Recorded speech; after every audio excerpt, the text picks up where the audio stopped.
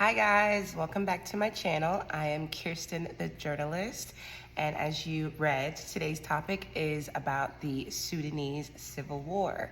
So let's get right into it. So in the beginning, we have two generals who are battling it out for control and power in Sudan.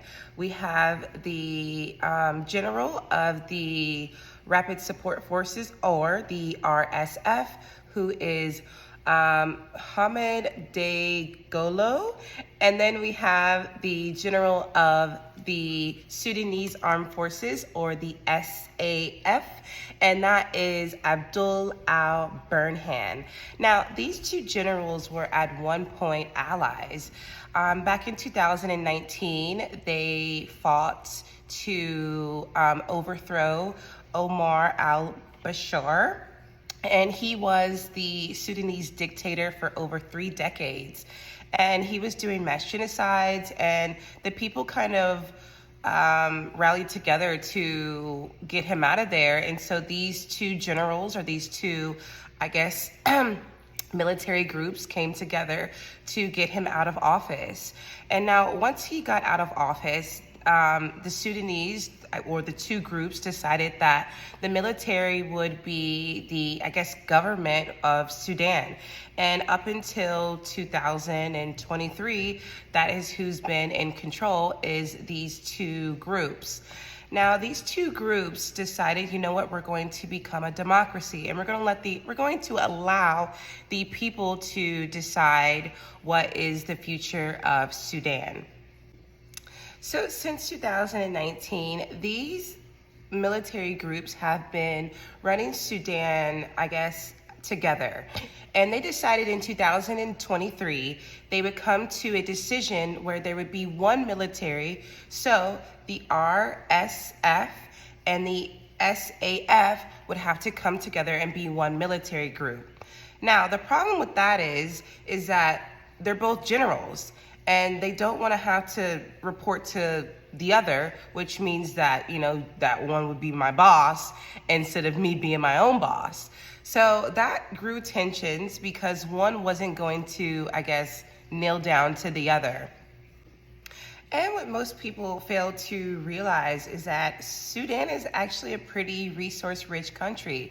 They have a lot of gold and they have a lot of oil. Now, who gets to be in power ultimately gets to be in control of those resources.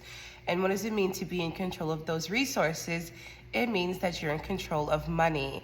And money makes people do crazy things. So like I said, by 2023, there was supposed to be some type of democracy set in, or type of democracy set in, to where the people have a say in how they want their country to be ran.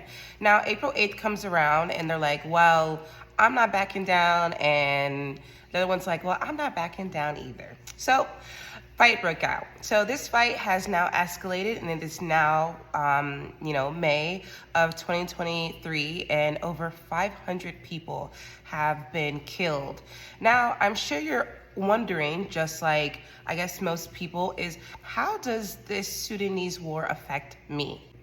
To no one's surprise, guess who has their foot or their toe in Sudan? It's going to be Russia and the lovely United States. Now, they do so because Russia wants to build a naval base on the Red Sea.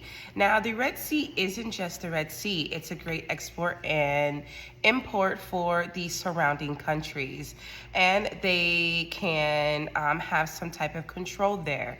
Now, the thing about these superpower countries is that control is king.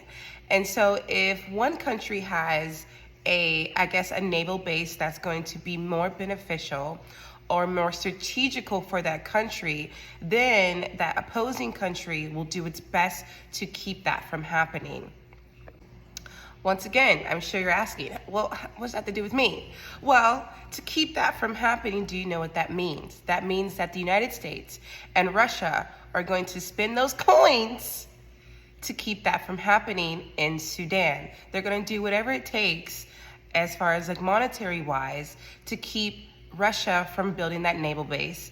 And Russia's going to do whatever it takes to keep America from having some type of alliance with Sudan. So there's been many ceasefires in Sudan, but I don't believe that this tension is going to completely stop until the Sudanese do something for themselves. They take action for themselves and they think outside of, I guess, the money. And so because the death toll is continuing to rise, and unfortunately these are civilians, and so until these two generals come to some type of, you know what, they have to figure out for themselves and not listening to the these super countries like America and Russia who have money to spend and their own civilians aren't being killed. Well, I mean, Russia's a different story, but you know what I mean. So it's very interesting when you look at, you know, how these third world countries or these countries that you don't understand why they're fighting, how they affect you, but they do. And, you know, look at gas prices, look at grain prices altogether. Everything's a trickle effect. We all share this same planet. And since we do share this same planet, it's just like the idea of climate change. You're like, okay, well, icebergs in North Pole are melting. Why does it matter to me? It matters. So we're just going to continue to unfold these interesting parts of the world together. And I'll see you later. Bye-bye.